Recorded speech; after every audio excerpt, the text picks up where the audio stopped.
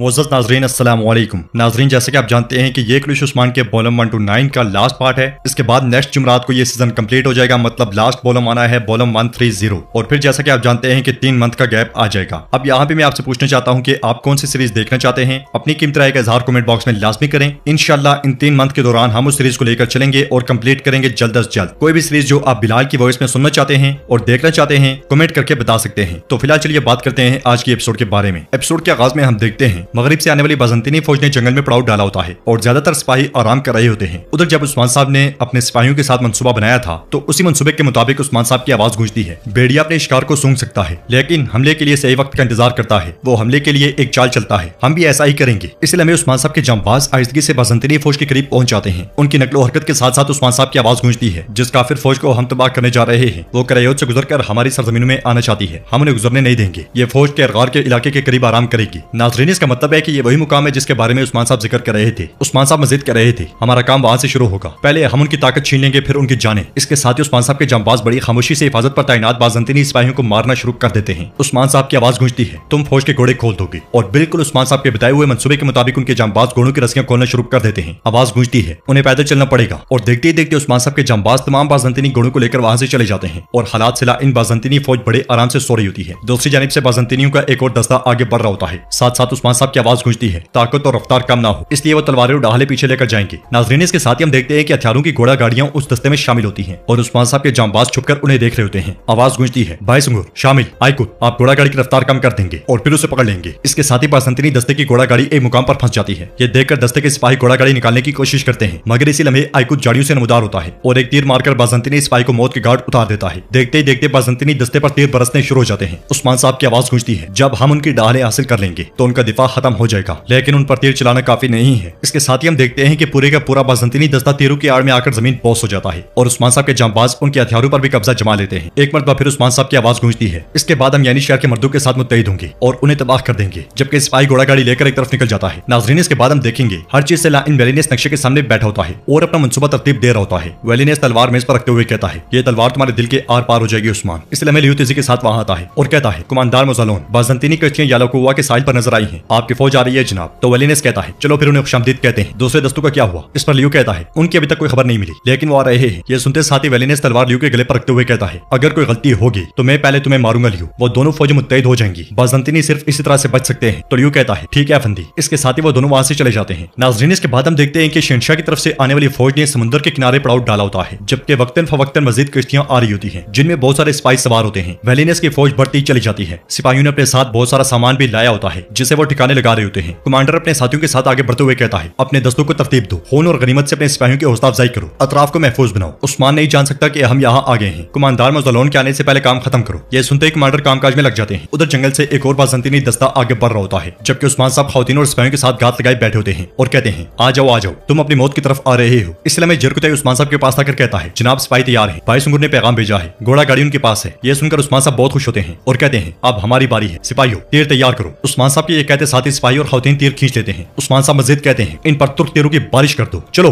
उस्मान साहब के ये कहते साथ ही हर तरफ से बाज़ंतीनी दस्ते पर अंधाधुंध तीर बरस पड़ते हैं और इस कदर तेजी से तीर बरसते हैं कि बाज़ंतीनी दस्ता बेबसी की तस्वीर बन जाता है। इस बाज़ंतीनी दस्ते को डहार रखने तक का मौका नहीं मिलता और बाज़ंतीनी सिपाही रेत की दीवार की तरह गिरते ही चले जाते हैं। कैप्चक से आने वाले सरदार भी अपने सिपाहियों के साथ वहां पहुंचता है और उस्मान साहब कहते हैं, मैदान अब हमारा है। उनके ये कहते साथ ही वो सब तलवारें लेकर बाज़ंतीनी सिपाहियों पर टूट पड़ते हैं। ये देखकर वो सरदार भी सिपाहियों के साथ मैदान जंग में कूद पड़ता है। खवातीन मर्द हर एक का जोश और जज्बा काबिले दीद होता है। तीरों के बाद तलवारों के सामने भी बाज़ंतीनी सिपाही बिल्कुल बेबस नजर आते हैं और हान और अलाउद्दीन भी उस्मान साहब के साथ शाना बिशाना इस लड़ाई में हिस्सा लेते हैं और अपनी जंगी महारतों का खूब मुजाहरा करते हैं। हर शख्स की तलवार बिजली की रफ्तार से चल रही होती है मगर इस सब में बुरहान अब भी तीरों का इस्तेमाल कर रहा होता है और बहुत करीब होने के बावजूद बाज़ंतीनी सिपाहियों को तीरों से जन्म हासिल करता जाता है। लड़ाई के दौरान हुसैन बेंदर की जानिब बढ़ने वाले बाज़ंतीनी सिपाही को रोककर उसे मौत के घाट उतार देता है और फिर एकदम बेंदर से पूछता है, क्या आप ठीक है जनाब? तो बेंदर उसकी हौसला अफजाई करते हुए कहता है, मैं ठीक हूँ, तुमने अच्छा काम किया। चलो। इस लड़ाई में सरदार भी अपने भाले को हथौड़े की तरह इस्तेमाल करता है और अपने साथियों का जोश और जज्बा बढ़ाते हुए कहता है, जिसकी नजरें हमारी सरजमीन पर है वो जमीन में दफन होगा। चलो बहादुर, अल्लाहु अकबर। इसलिए हमें दो बाज़ंतीनी सिपाही हथियार फेंककर मैदान जंग से भागने लगते हैं। उन्हें भागते हुए देखकर बुरहान उस्मान साहब से कहता है, जनाब वो भाग रहे हैं। जवाब में उस्मान साहब कहते हैं, उनका पीछा करो। यह सुनकर बुरहान जरकुतई को पुकारता हुआ उनके पीछे भाग पड़ता है और जरकुतई एक लम्हा भी जाया किए बगैर बुरहान के साथ उनकी जानिब पड़ता है। लड़ाई के दौरान कैप्चर से आने वाले सरदार की नजर उस्मान साहब पर पड़ती है और वो ये देखकर दंग रह जाता है कि जिस शख्स से वो जंगल में मिला था वही उस्मान साहब है। इसके साथ ही वहां से तमाम के तमाम बाज़ंतीनी सिपाहियों का सफाया हो जाता है जबकि उधर बुरहान और जरकुतई भागे हुए बाज़ंतीनी बाज़ंतीनी सिपाहियों के ताकुब में होते हैं और इधर कैप्चर से आने वाले सरदार उस्मान साहब के पास जाकर कहता है, जनाब आपने क्यों नहीं बताया कि आप उस्मान बे हैं। इस पर उस्मान साहब जोश से उनसे हाथ मिलाते हुए कहते हैं, उस्मान बे हूं तो क्या हुआ, क्या जंग में कोई सरदार है। इस पर सरदार कहता है, आप ठीक कह रहे हैं, जीत रहे हैं। तो उस्मान साहब कहते हैं, अब वक्त है कि हम एक और चाल चलें। उधर वैली ने सिपाहियों के साथ फौज के पास पहुंच जाता है। इस लम्हे एक सिपाही कमांडर के पास जाकर कहता है, कमांडर मुजलोन आ गए हैं। मुजलोन को देखते साथ ही सब कमांडर घुटनों के बल उसके सामने बैठ जाते हैं और मुजलोन कहता है, कमांडर सलवानस मुसलमानों को तबाह करने के लिए अपने साथ बहुत बड़ा लश्कर लेकर आए हैं। ये कहते साथ ही वो घोड़े से नीचे उतर जाता है। तो कमांडर सलवानस कहता है, हमारा हर सिपाही मुसलमानों के खून से अपनी तलवारें तेज करेगा। जवाबन वेलिनेस कहता है, जल्दी मैं उन्हें वो दूंगा जो वो चाहते हैं। मगरिब से भी एक फौज यहाँ होगी, फिर तुर्कों की क़यामत शुरू होगी। उस्मान इस क़यामत से अनजान है जो आ रही है और वो ईमान की मौत का जश्न मना रहा है। जब मैं अपनी फौज के साथ उस पर हमला करूंगा तो मैं उस्मान की आंखों में खौफ देखने के लिए मजीद इंतजार नहीं कर सकता। ये सुनकर कमांडर सलवानस कहता है, तुर्क वीरान सरजमीन की तरफ भागेंगे जहाँ से वो हमारी फौजों को देखेंगे। तो वेलिनेस कहता है, उन्होंने बरसों तक हमारी जमीनों को आलूदा किया, हम उन पर रहम नहीं करेंगे, हम उनको इस सरजमीन से हमेशा के लिए खत्म कर देंगे। अब मैं बाफियोस में तुर्कों को दफन करूंगा। ये कहते कहते वेलिनेस कमांडर के साथ आगे बढ़ जाता है। इधर बेंदर उस्मान साहब से कह रहा होता है, हमने फौज पर हमला किया, हम नहीं जानते कि वो दूसरी फौज कहाँ है। सदरान ने कोई निसार को घेरा हुआ है, तो फिर हम यहाँ पे क्यों इंतजार कर रहे हैं। माफ कीजिएगा, लेकिन क्या हमें सदरान के साथ शामिल नहीं होना चाहिए। जवाबन उस्मान साहब कहते हैं, नहीं, सबसे माहिर शिकारी सबर करता है, क्या तुमने एक दिन भी शिकार का इंतजार नहीं किया। इस पर बेंदर कहता है, मैंने किया, लेकिन ये शिकार हमारे सामने था। जवाबन उस्मान साहब कहते हैं, और ये एक बार फिर है, हमने उन्हें मार गिराया, हमने उन्हें मुत्तहिद होने से रोक दिया। अब अगला काम वेलिनेस ने जो फौज कुस्तुनतनिया से बुलाई है उसे खत्म करना है। हमने जिन जख्मियों को छोड़ा है वो हमें वहां तक लेकर जाएंगे, हम उन्हें वही मारेंगे। अगर तीर काफी ना हुए फिर हम उन्हें कोई निसार में मारेंगे। बस खबर आने का इंतजार है। उधर वो दो बाज़ंतीनी सिपाही मुसलसल भाग रहे होते हैं, जबकि बुरान और जेरकुतई अभी तक उनके ताकुब में होते हैं। एक मुकाम पर जेरकुतई बुरान को रोक लेता है और कहता है, बुरान रुक जाओ, यह रास्ता यलकुवा तक जाता है, मैं इसे जानता हूँ। तो बुरान कहता है, उनकी क़यामगाह करीबी होगी, चलो हुजूर को खबर देते हैं। ये कहते साथ ही बुरान वापस जाने लगता है। तो जेरकुतई कहता है, मुझे रास्ता मालूम है, उन कुत्तों के पीछे जाओ, मैं भाई को खबर देता हूँ। इसके साथ ही वो दोनों अपने अपने रास्ते रवाना हो जाते हैं। इधर समुद्र किनारे वेलिनेस मंसूबा बनाते हुए कहता है, उस्मान और उसके सदरान को तबाह करने के बाद हमारी फौज अपना काम जारी रखेगी। सबसे पहले यानी शहर, फिर नगोल और उसके बाद सोगत और बेलिजी। हम अपनी खोई हुई तमाम सरजमीनें वापस लेंगे। फौजियों को तैयार करो। फिर लियो से पूछता है, मगरिब वाली फौज का आया लियो। जवाबन लियो कहता है, उन्हें अभी तक यहाँ आ जाना चाहिए था जनाब। इस पर वेलिनेस परेशान होते हुए कहता है, फौजियों को बाहर भेजो जल्दी। ये सुनते साथ ही लियो दौड़ पड़ता है और वेलिनेस सलवानस से कहता है, हम मगरिब से आने वाली फौज का इंतजार नहीं कर सकते। उस्मान को किसी भी लम्हे हमारी मौजूदगी का इल्म हो सकता है, हमें अमल करने की जरूरत है। उधर जेरकुतई भागा भागा उस्मान साहब के पास पहुंच जाता है और कहता है, जनाब जैसा कि हमने अंदाजा लगाया था वो यालाकुवा की तरफ जा रहे हैं, बुरान उनका ताकुब कर रहा है। इस पर उस्मान साहब कहते हैं, हम वहां जाएंगे, चलो। इसके साथ ही वो सब आगे बढ़ जाते हैं। इधर यानी शहर में मलून खातून सिपाहियों से कहती हैं, सिपाहियों अपनी आंखें खुली रखना, हमें किसी भी वक्त खबर मिल सकती है, मैं कोई गलती नहीं चाहती। आसपास के कबाइल से कहो कि दस्तों की तादाद में इजाफा करें। तदबीर हमारी, तकदीर अल्लाह के हवाले, यानी शहर हमारी अमानत है, चलो सब अपने फर्ज को सरअंजाम दो। ये सुनते साथ ही सिपाही चले जाते हैं। नाज़रीन, इसके बाद हम देखते हैं कि उस्मान साहब ने अपने खास सिपाहियों के साथ घोड़े पानी में उतारे होते हैं और वो बुरान से पूछते हैं, क्या सिपाही तैयार हैं बुरान। जवाबन बुरान कहता है, वो तैयार हैं और आपके हुक्म के मुंतजर हैं। इसके साथ ही वो सब तेजी से आगे बढ़ जाते हैं। उधर बाज़ंतीनी फौज के बिल्कुल करीब उस्मान साहब के जंबाज और खातून छुपे बैठे होते हैं और सबकी नजरें फौज पर जमी होती हैं। इसलिए में उस्मान साहब से भागे के दोनों बाज़ंतीनी सिपाही वहां पहुंचते हैं। उन्हें देखकर सब हैरानो परेशान हो जाते हैं और वेलिनेस परेशान होते हुए कहता है, ये क्या हो रहा है। इसके साथ ही वो वेलिनेस के सामने आकर घुटनों के बल बैठ जाते हैं और एक सिपाही कहता है, अफंदी उस्मान ने हमला किया, दस्ता दबा हो गया है। यह सुनकर वेलिनेस की आंखें खुली के खुली रह जाती हैं और वो खंजर लेकर सिपाहियों की जानिब बढ़ते हुए कहता है, उस्मान मैं उसे खून में गर्क कर दूंगा। ये कैसे हुआ। तो सिपाही कहता है, वो हमें नजर नहीं आया अफंदी, वो हमारे चारों तरफ थे, हम अपना दिफा नहीं कर सके। जबकि उस्मान साहब भी पानी से होते हुए अपने सिपाहियों के करीब पहुंच जाते हैं और इस सारे मंजर को देख रहे होते हैं। वेलिनेस अपने सिपाहियों से पूछता है, तुम दोनों वहां से कैसे निकले। ये कहते साथ ही वो उन दोनों को मार डालता है और मजीद कहता है, उस्मान ने इन्हें इस्तेमाल किया ताकि ये जान सके कि हम कहाँ हैं, उस्मान यही करीब है। ये सुनकर उस्मान साहब के जांबाज मुस्कुरा देते हैं और वेलिनेस चिल्लाते हुए कहता है, फौजियों को तैयार करो, हम उन्हें उनके खून में गर्क कर देंगे। ये सुनते साथ ही सिपाहियों की दौड़े लग जाती हैं और वो हथियारों की जानिब दौड़ पड़ते हैं। उस्मान साहब कहते हैं, आज जो तक वो आ जाओ, ये तुम्हारी आखिरी जंग होगी। जब हम इस जंग में फतह हासिल करेंगे तो एक अजीम रियासत बन जाएगी। मैं कसम खाता हूँ कि इसके बाद हम तुम्हारे पीछे आएंगे। ये कहते साथ ही उस्मान साहब मुस्कुरा देते हैं। और नाजरीन, इस तरह इस सीजन की सेकंड लास्ट एपिसोड यानी कि वॉल्यूम 1 to 9 कंप्लीट होती है। उम्मीद करते हैं कि ये एपिसोड आपको बहुत ही ज्यादा पसंद आई होगी। इस वॉल्यूम के मुतालिक आपकी क्या राय है, अपनी कीमती राय का इजहार कमेंट बॉक्स में लाजमी करें।